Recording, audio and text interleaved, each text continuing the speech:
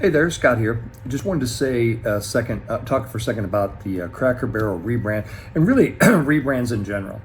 It's like if you're going to go to the expense and the work of doing a rebrand, then there is something you're trying to fix, and hopefully, really hopefully, that's something that's going to benefit the customer.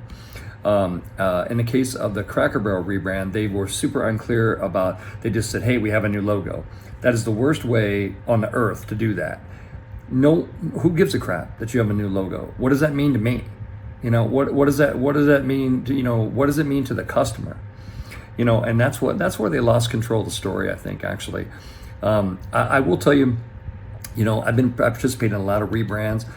They usually aren't super popular.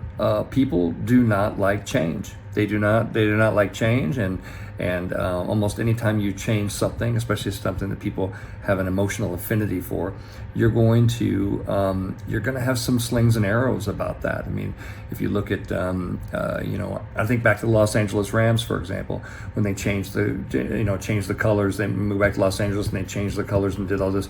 Everybody's like, "Oh, this is terrible and this is horrible," or whatever. But you know what?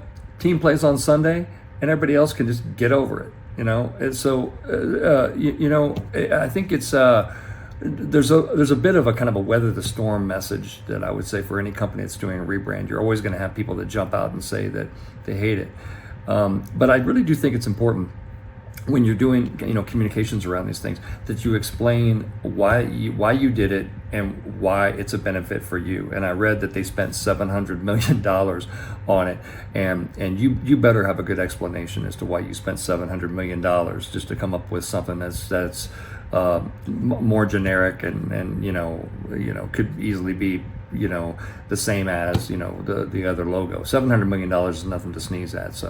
So I would I think that would need to be explained. That would need to be explained in the terms in the focus around a customer benefit.